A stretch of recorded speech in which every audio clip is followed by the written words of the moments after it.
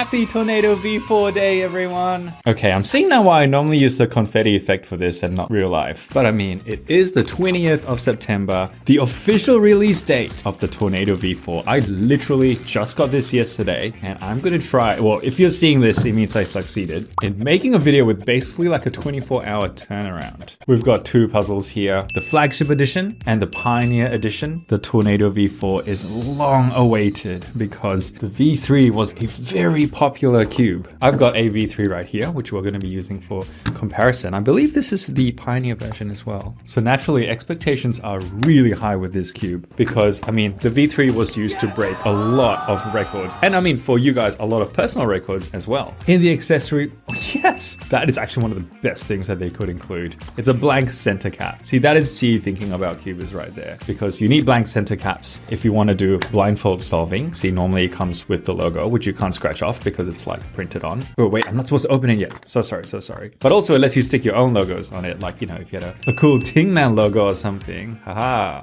We get a really nice, I don't know what this feeling is. We get a really nice cube bag that we got with the V3 as well, a screwdriver and cleaning cloth. That's it. No other strange like springs or little twisty things inside there. And I greatly appreciate that because it means that everything you need to adjust is inside the cube. This looks a lot like a GAN box, but it doesn't work if you like squeeze it anywhere. It's just magnetic to open it. It is very sturdy though. I will give it that. The Flagship version V4. Oh, it actually feels heavier than the V3s, strangely, even though on paper they are virtually the exact same weight. I don't know what it is about it. First turns. Ooh, that is nice. It feels like a V3. Like, it feels so much like this cube. Now remember, this isn't exactly apples to apples because this is the V4 Flagship and this is the V3 Pioneer. So this one spec-wise is meant to be better. But so far, this guy is feeling a lot like a V3. That's good news for people who like the Tornado V3. This is gonna feel exactly like it. This actually feels really nice. I never ended up making the V3 my main Rubik's Cube because there were so many other options, but it's a fantastic cube. And the V4 so far, this has a lot going for it. This actually feels really, really nice. All right, I'm gonna have to do a solve, of course. Here we go, 3, 2, 1, go. All right, I'm not sure why I'm doing OH. I think I've just been doing a lot of OH recently, so I just automatically do that when it's time for me to solve. Ooh. And this is in GC. That's the worst perm there is. And yet, yo, that's kind of nice for solve number 1. Yeah, okay, nice. But this is probably not the main reason why you're watching this video, because what you do want to hear about is this guy, the Pioneer Edition. The V4 has been touted as having so many technological advancements. I mean, check out C's countdown on the Instagram page. Look at those pictures, all the super futuristic lines and cool colors. This thing's meant to be amazing. So let's see, my friend, are you truly that good? All right, Pioneer version, here we go. It looks like 8C. Oh, no, there's a difference. This is UV coated. So the Flagship version is not UV coated, as you can tell. It is not as shiny. UV coating always costs a little bit more because it's going to give you that additional grip. But in terms of turning, oh my gosh. Yes, I'd heard about you. That is actually so freaky. All right, it's time to talk about the differences. So difference number 1, like I mentioned, the coating. The Pioneer has UV and the Flagship's just going to be matte in these versions at least. But that may change if they release other versions of the Flagship. But our second big difference is that the Pioneer comes with edge repelling magnets. Ooh. So magnets between corners and edges, that's a pretty regular thing. Pretty much every cube has that right now. But this guy is going to come complete with 2 other magnets adjacent to that center magnet, which are in reverse polarity to this magnet here, which means this guy is attracted to that middle one, but repelled by the other 2. Do we feel a difference in real life? Let's see when I'm pushing it shut. I mean, yeah, it clicks into place like really, really strongly. That's actually interesting. Oh, but also it's very, very hard to turn out of place. But that makes sense, right? Because you've got magnets on either side that are repelling and that's almost like preventing it from moving out in the first place. So, oh, wow, yeah, like this actually just naturally needs a lot more force to make one turn, while this guy that doesn't have that, we're way, way easier. Hey, with every pro, I guess, comes a little con, because that could be a bit of a negative, hey, that you actually just need like more effort. There have been many times that I finished a solve in a comp and doing my AUF as I drop the cube, but don't completely finish the turn and get a +2. If this cube is just gonna need more effort, from the very start to get layers moving. I can see myself getting more +2s with this. But then again, if it aligns better, I don't know. Let's see if I take this apart, whether we can see that effect any more strongly. Oh yeah, I can feel that. They're pushing each other apart and they're attracting right there, but they're not allowing the side pieces to. See, it just bounces off. Well, it works, I guess. If we take things apart a little bit more, oh my gosh. This is actually getting me a little bit like trichophobic. I'm really sorry if you don't like the look of those dots. Oh, that is actually creeping me out. We've got ball cores on the middle of both cubes. Nothing has changed in that regard from the V3. The V3 had the same thing. Actually, I've got the V3 right here. Let's take you out as well. Oh, let's go yellow side for you. All right, V3 over here and the two V4s on the right. In the middle, nothing has changed. We've got magnets on the ball core as well, of course, because we have corner magnets that need to attract to it. And as far as I can tell, they look almost exactly the same. The V4 was apparently made out of like more continuous pieces, but I can't really tell here. But another difference that's a bit hard to see here, the Flagship is going to have springs and the Pioneer is going to be maglev, same as the V3 Pioneer, which again is not actually a huge improvement. Okay, look, visually it looks like the V4 is like this massive upgrade, but so far you might be noticing all of the cool features that I've mentioned are literally exactly the same ones that were in the V3 as well. From what I can tell, most of the improvements have been incremental. Yeah, even the edge pieces, I'm really struggling to see what has changed. Although, I mean, if you listen to the really fast guys that see sponsors, they all say that the V4 is a really significant improvement. Funny that, hey, I realized I haven't even given the Flagship, the Pioneer a solve. Oh, what? Did I put the correct cube back together? Why does this feel so different? Okay, no kidding. The Pioneer actually feels like a different cube. It honestly does feel a lot more blocky. You were right, Phil Yu. In the Cubicles video where Phil went through the Tornado V4, he said that he thought the V4 sits somewhere in between the V3 and the V2, the V2 being a lot more blocky, the V3 being more flexible. And I think he's right for the Pioneer version.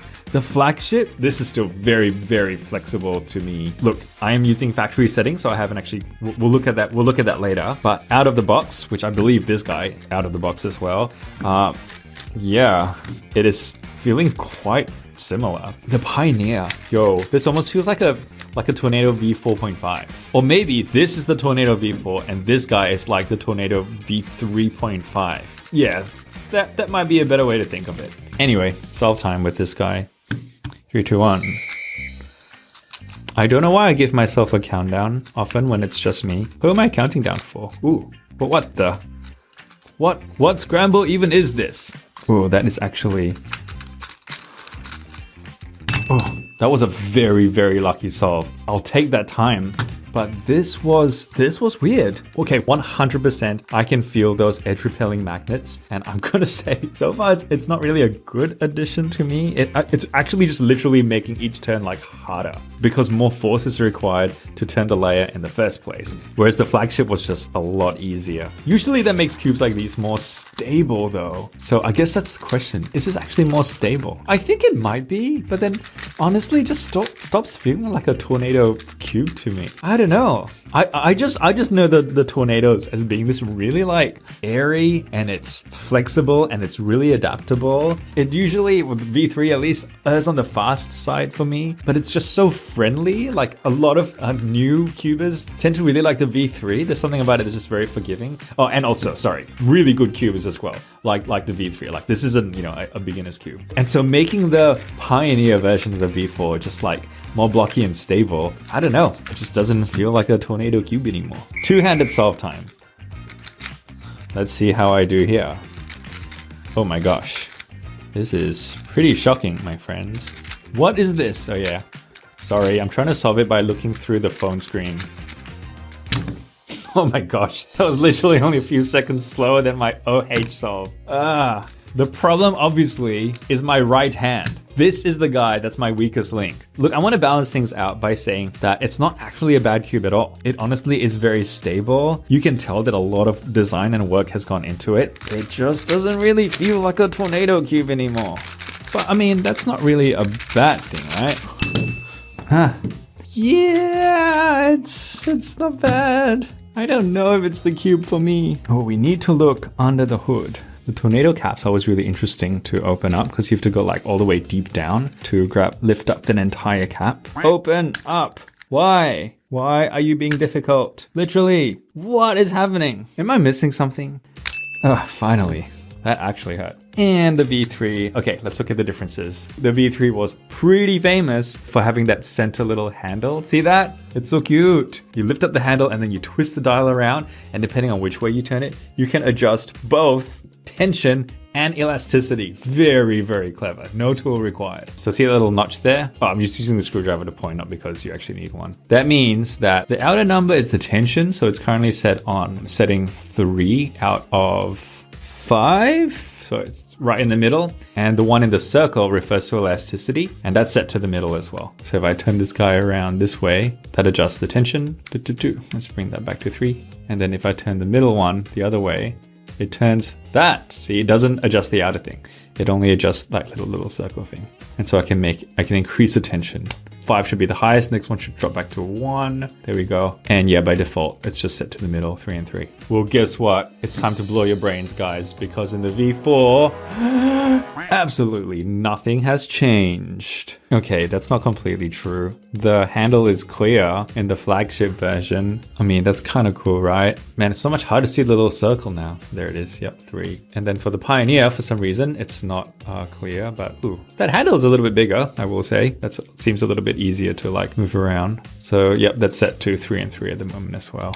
It is honestly a great system, but nothing has changed. I will say there are other cubes that have really convenient adjustment systems as well, like the Moyu WRM-V10, which the Tingman cube is based on. You can sort of use your fingernails here, but it is easier if you use the tools. I like how they even put MOYU in there just so you remember what brand it is. But I mean, really, the tornadoes still take the cake when it comes to ease of adjustment. But I've said this many times before, the adjustment settings is something that you do once. Okay, maybe twice, maybe thrice. But once you get the one that you like, it's a set and forget thing, right? The magnets, by the way, I should talk about the magnets. The magnet adjustments are over there, and there are 5 levels that you can adjust it between now. It should be set to 3 right in the middle, just the default one. Okay, I just discovered that if you adjust the strength of the magnet on a corner piece, check this out. When I turn that one, it turns all the others as well. Okay, that is actually really clever innovation. Good job, T. Do we need that many levels of adjustment? I don't know, maybe like for those of you who really want to finesse between like 3 and 5, or you want to go all the way down to 1, like that's pretty cool.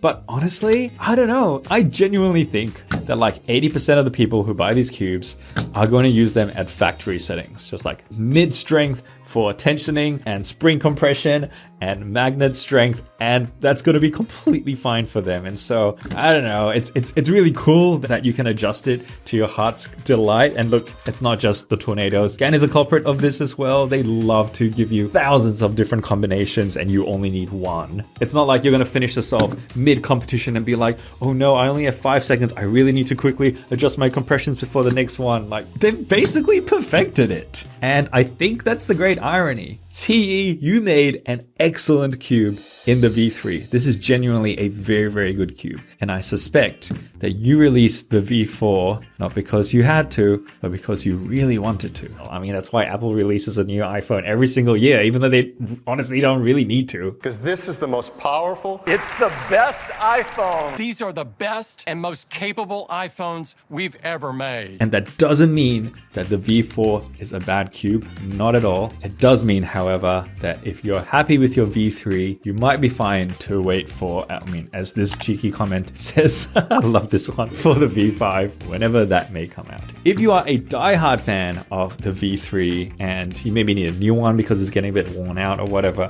I mean, go for it. Go for the V4. Honestly, the flagship version feels perfectly fine to me. It's going to feel the most like the V3. So maybe if that's not worth it for you, because for an upgrade, you actually want something that feels different, then sure, go for the Pioneer.